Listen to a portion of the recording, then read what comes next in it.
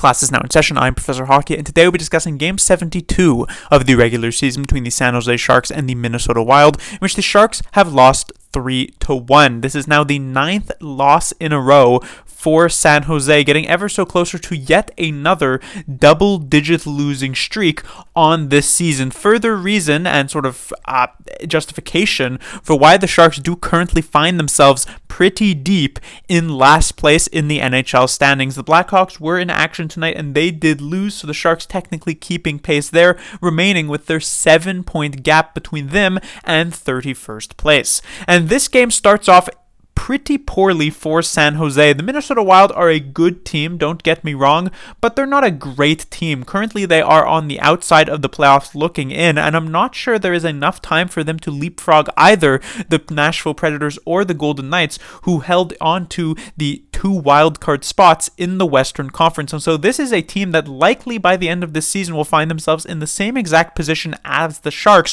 which is watching playoff hockey from their houses. And yet, the massive difference in skill level between Minnesota and San Jose was on full display in this first period. The Wild came out ready to play. The Sharks did not come out ready to play, and they just absolutely took it to San Jose. The Wild would only manage to score the singular goal in this first period from Eriksson Ek, but they would outshoot the Sharks 16-1, and even that one shot wasn't particularly dangerous. I'm not even sure if I can think of the one shot off the top of my head. The Sharks got literally nothing done in these first 20 minutes. They may as well have not even been there outside of Mackenzie Blackwood, who had to make a couple of miraculous saves and even get bailed out by the referees at a point to keep this as just a 1-goal lead. In the second period is where the Sharks actually began to wake up and get involved in this game. It felt as though the Minnesota Wild kind of took their foot off the gas after having played those first 20 minutes. Perhaps some of the players were thinking like, oh, this is going to be a walk in the park type of easy win. Let's kind of rest up a bit, and because of that, they kind of got a bit punished here in this middle frame. It wasn't completely Sharks favored, as the Wild were able to still get some good chances for themselves, but at the end of the second period, it would be the Sharks with the only goal in that middle frame coming from Mikael Granlund, a former Minnesota Wild player, to make it 1-1 going into the third. Now, over this current 9-game losing streak, at least in the first 8 games of it, the Sharks have been getting massively outscored in the third period. It felt as though at every single time would we get to that third frame, it would just be the other team would wake up, the Sharks would fall back, and that would be the end of that. Outscored 20-1 up to this point. And in the third period here tonight, technically score-wise, that doesn't change, now being outscored 22-1. But at the very least, the Sharks, they showed a lot of signs of life in this third period, outside of the last couple of shifts of the game where they would give up the empty netter as per usual. The San Jose Sharks could have an elite type of third period, but then when it comes to the 6-on-5 play, they all run around like headless chickens and immediately give up the empty net goal. But also the immediate first shift of the third period, as that was when the Minnesota Wild would get their game-winning goal to make it 2-1. After that, that's when the Sharks started to get some good shifts from all 4 of their lines. That should also very much be noted. They were rolling all 4 lines. They were getting some decent offensive zone shifts. But as I have mentioned at times, over even this 8-game loss streak, many of the issues for the Sharks when it comes to offensively is not being able to get in there for those second and third opportunities. It's all well and good when a player can get that one-timer from the slot or on the power play, something like that. But if you're not able to force your way to the net and really force that puck in, this is the type of offensive outputs that you are expecting when you don't get those nice bounces going your way, where you're only able to score the 1 goal here, like we saw from Mikael Granlund. And so there just weren't enough second and third opportunities in this third period, and as such, the Sharks, they do end up losing it 3-1. Moving on to the players to talk about, we have the top line of Zetterlund, Granlund, and Kostin.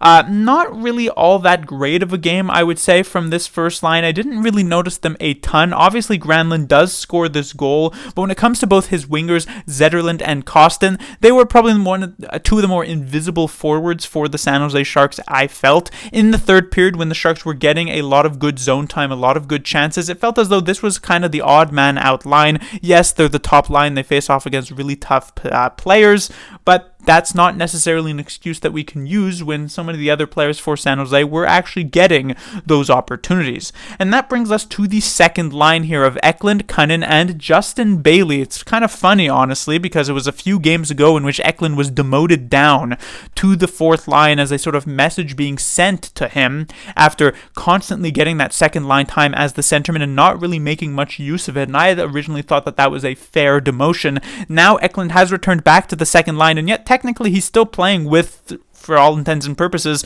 two fourth line players. Justin Bailey is pretty much a pure fourth liner who's currently finding himself on the second line because lack of a better options, and also maybe a bit of the fact that David Quinn really likes Bailey as a player. And then Luke Cunnin on any other playoff team or even non-playoff team like Minnesota would probably be a fourth liner. And so both of them second liners technically in this situation, playing with William Eklund. They did not start out particularly well. The first couple of periods, I would say, were very, very slow for these three players. Eklund was really the only one who was getting some sort of signs of life with like a little wraparound play, a little rush play as well.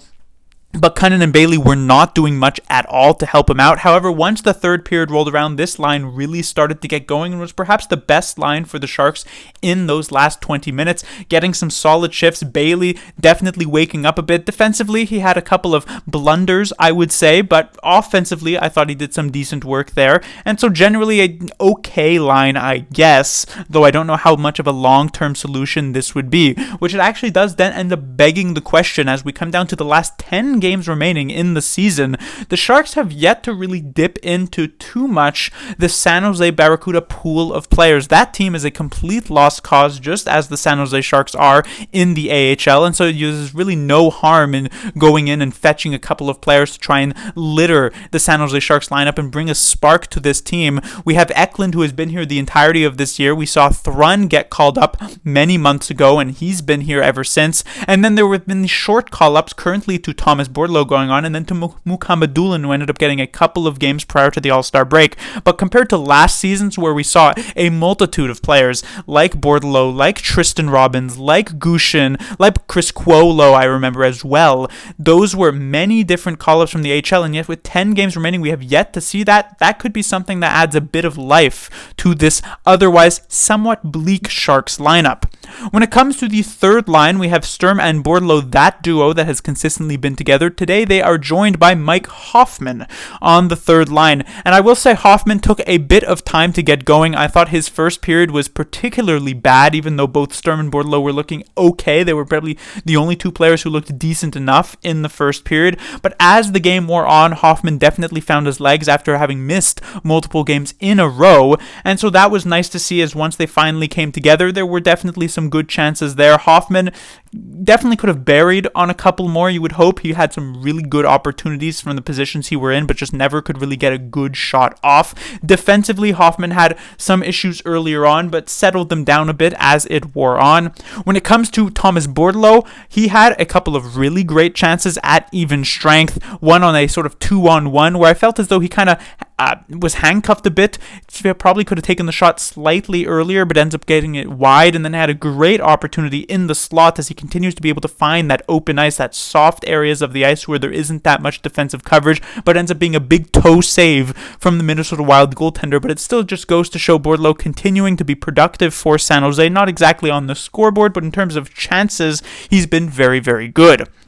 And then when it comes to the fourth line, this line was practically invisible, I would say, for the first 40 minutes of this game. But then when it came to third period, they actually had a couple of good shifts. One thing that I will note that is interesting is that here's Filip Zadina, having originally just a couple of weeks ago been on that second line, looking like a consistent performer for the San Jose Sharks, now finding himself on the fourth line, less than 10 minutes of ice time. In fact, the least ice time out of any player here tonight, coming from Filip Zadina on this fourth line. I don't know if there's a potential injury under the surface here. I know he has recently taken a maintenance day in practice, though there are many maintenance days taken by many different players, but maybe there is definitely something there. That's a possibility. He had a couple of good shifts, like I said, in the third period, along with both LeBanc and Carpenter, but they didn't exactly get a ton done either. Then we get defensively, we have the top pairing of Ferraro and Burrows. I thought both of these players were decent enough. They've honestly had multiple games in a row now where they're not exactly making a huge impact with the San Jose Sharks. They're not locking things down, as you would kind of expect. Both Ferraro and Burrows would probably be like bottom pairing. Maybe Ferraro could get onto a second pairing on a playoff team, but Burrows, I don't even know if he's in the lineup necessarily. So for them to take on some pretty big roles and get some pretty sizable ice time against these pretty good NHL teams like Minnesota Wild, it's not that bad if they're kind of just middling performances here from those two players.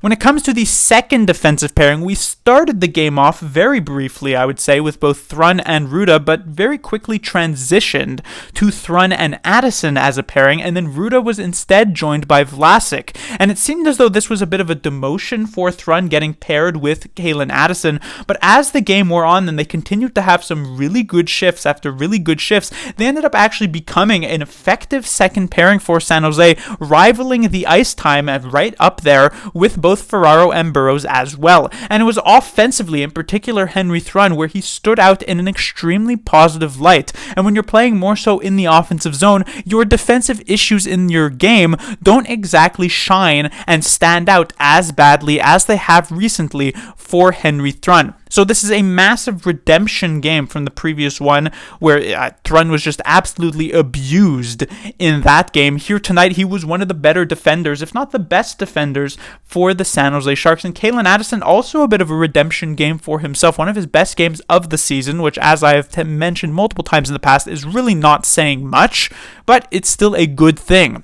On the other hand, though, where some of that bad luck went, I guess you could say, is onto this third pairing as Ruda gets swapped down with Vlasic. Ruda had himself just an absolutely awful game. He was also quite bad in the previous one, like with Thrun, but while Thrun got that redemption, Ruda just continued to get worse and worse. The plays he are making in the defensive zone literally just make zero sense. How many just bad giveaways, terrible coverage, getting lost completely in the defensive zone, which is just so unexpected for a veteran defenseman who has multiple Stanley Cups, not just playoff experience, Stanley Cup wins under his belt. You would expect this from an inexperienced player like Henry Thrun, which makes it slightly more excusable, but from Jan Ruda, maybe just the grind of a lost season here has been getting to him, but it's just been not good and acceptable enough over these last couple of games. And then when it comes to Marc-Edouard Vlasic, it seems as though his reversion to the mean when it comes to his game has fully completed at this point. There was that major bright spot in the mid-season point where Vlasic looked like he had really found himself once again.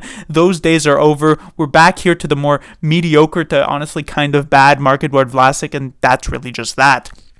And then we get to the goaltender, Mackenzie Blackwood. Ever since returning from injury, he's struggled immensely for San Jose, giving up multiple goals, 6 goals the other night to the Dallas Stars, and many of them were not of the particularly high-quality variety. Here tonight, though, against Minnesota, did some really good things for San Jose. Honestly, didn't have much of a chance on either of these 2 goals. The Eriksson Ek one was a nice tap-in after just terrible defensive coverage for the San Jose Sharks, and then the Boldy one as well.